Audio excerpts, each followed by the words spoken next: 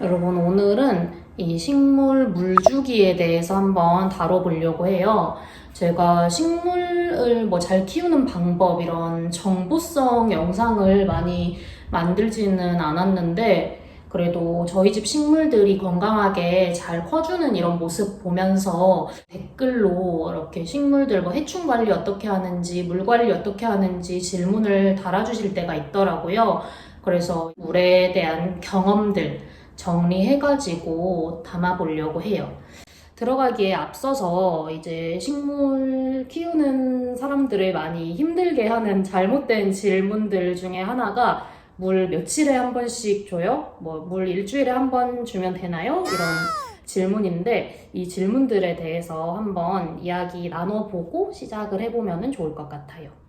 우선 이런 질문이 만들어진 이유가 이제 꽃집이나 식물 가게 같은 곳에서 소비자의 눈높이에 맞춰서 며칠에 한 번씩 물 주시면 돼요 이렇게 얘기하면서 식물을 팔다 보니까 사람들이 머릿속에 어떤 식물은 일주일에 한 번, 어떤 식물은 2주에 한 번 물 줘야 된다 이렇게 쉽게 생각하려고 하는 게 있는 거거든요.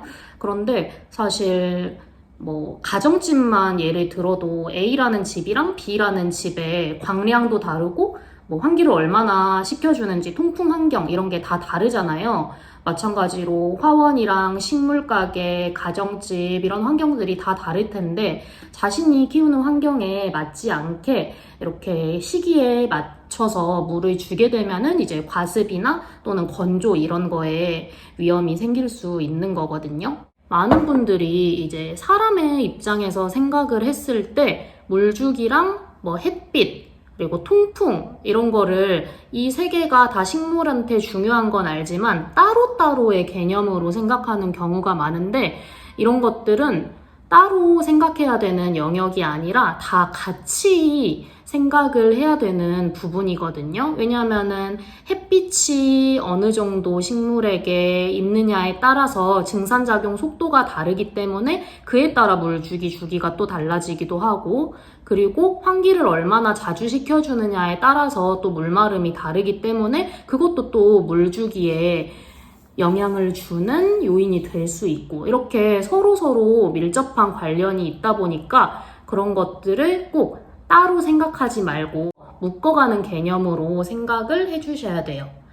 그래서 이제 얘기 드리고 싶은 게 과습에 대해서 사람들이 많이 오해하는 게 있어요. 그게 바로 과습은 내가 식물에게 물을 너무 자주 줘서 생기는 거다라는 오해거든요. 물론 이게 부분적으로 맞기도 해요. 그런데 왜 이게 잘못된 개념이냐 하면은 과습이라는 개념은 식물의 뿌리를 기준으로 생각을 해야 되는데 내가 식물에게 물을 너무 자주 줬다. 이거는 인간의 기준으로 생각한 단 하나의 이유잖아요.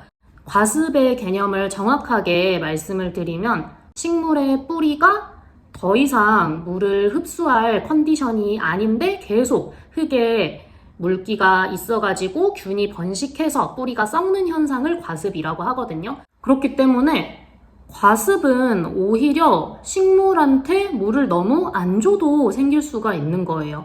뿌리가 건조하게 바싹 말라버리면 뿌리의 기능을 이미 상실한 상태가 되겠죠.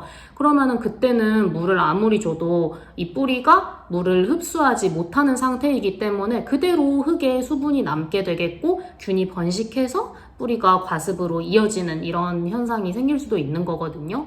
그러니까 이 뿌리 과습이라는 거는 내가 물을 너무 많이 줘서 생길 수도 있는 거고 반대로 너무 안 줘서 생길 수도 있는 거고, 그리고 나는 내 나름대로 물주기를 체크하면서 줬는데 이 환경이 장마철이 돼가지고 이제 환기를 잘 못 시켜주고 햇빛이 부족하니까 증산작용 속도가 안 나고 해가지고 생길 수도 있는 거고, 정말 여러 가지 요인으로 인해서 과습이라는 거는 생길 수 있는 거예요. 그러니까 너무 이 물주기 며칠에 한 번씩 내가 줬지 이거에 인간의 관점에서만 집중할 게 아니라 전반적인 환경을 통틀어서 항상 이 물주기를 체크해야 된다는 거를 서론에 미리 말씀을 드리고 싶었어요.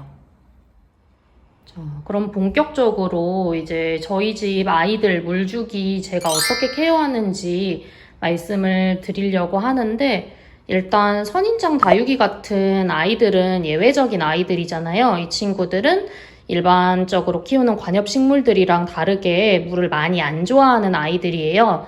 그래서 진짜 그냥 냅두고 있다가 물을 얘네가 너무 쪼그라져 보인다 싶을 때 한 번씩만 주면서 케어하고 있어요.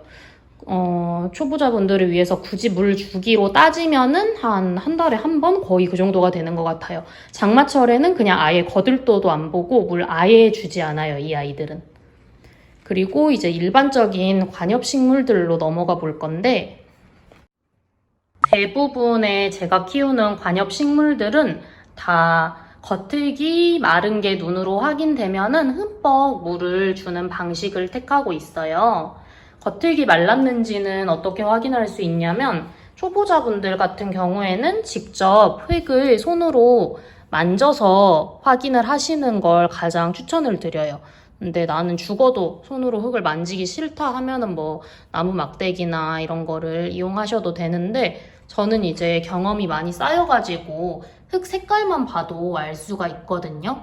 이렇게 흙 색깔이 딱 봐도 연한 갈색이 됐다는 거는 흙이 말랐다는 뜻이잖아요. 물을 주면은 이렇게 진한 갈색으로 변해요. 이런 것만 봐도 이제 물주기를 체크할 수가 있는 거예요. 그런데 제가 이렇게 겉흙이 마른 걸 확인하고 물을 준다는 거 역시 다른 분들이 절대적인 공식처럼 생각하시고 무조건 따라하시면 안 되는 게 흙의 물 빠짐 정도에 따라서 겉흙이 마르는 비율과 지하부 쪽에 흙이 마르는 비율의 속도가 차이가 많이 날 수 있거든요. 저 같은 경우에는 알갱이가 크고 배수력이 좋게 배합된 흙을 구매해서 사용하고 있기 때문에 겉흙이 마른 걸 눈으로 확인했을 때 속흙도 이 정도 비율로 말라 있겠구나를 머릿속으로 파악을 한 상태예요. 그래서 그걸 감안하고 물주기를 조절하고 있는 건데 저와 달리 상토 100%에 심어진 화분을 케어하고 있으신 분들은 겉흙이 마른 걸 확인하셨어도 지하부 쪽 속흙은 축축하게 젖어 있을 가능성이 있거든요. 그러니까 자기가 키우는 환경에 맞게 물주기를 조절하는 게 오늘 제가 말씀드리는 포인트가 될 것 같아요. 그리고 물 좋아하는 고사리 같은 식물들 경우에는 이렇게 물받침을 넓은 걸 쓰고 거기다가 저명관수를 해주는 형식으로 물을 주고 있어요.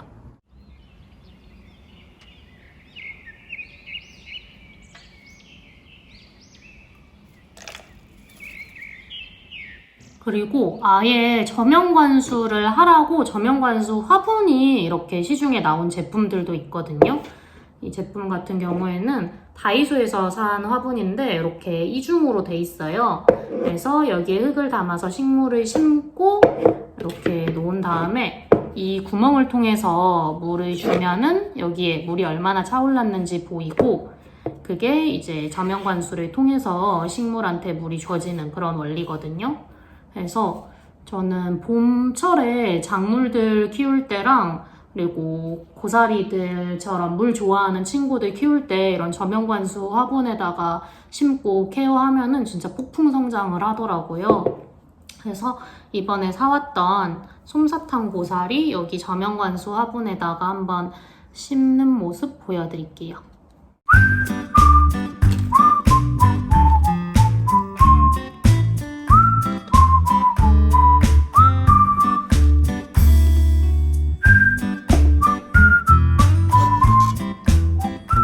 구멍으로 물을 주면 되는 거예요.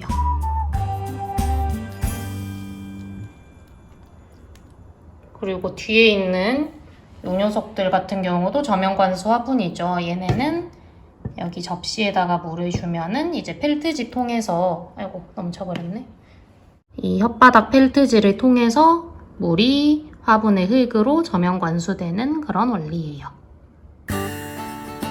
그리고 제가 행잉식물들 물 주는 방법 알려드리자면은 일단 저는 식물들 옮겨서 물 주는 걸 굉장히 귀찮아해서 대체로 그 자리에서 주는 걸 좋아해요.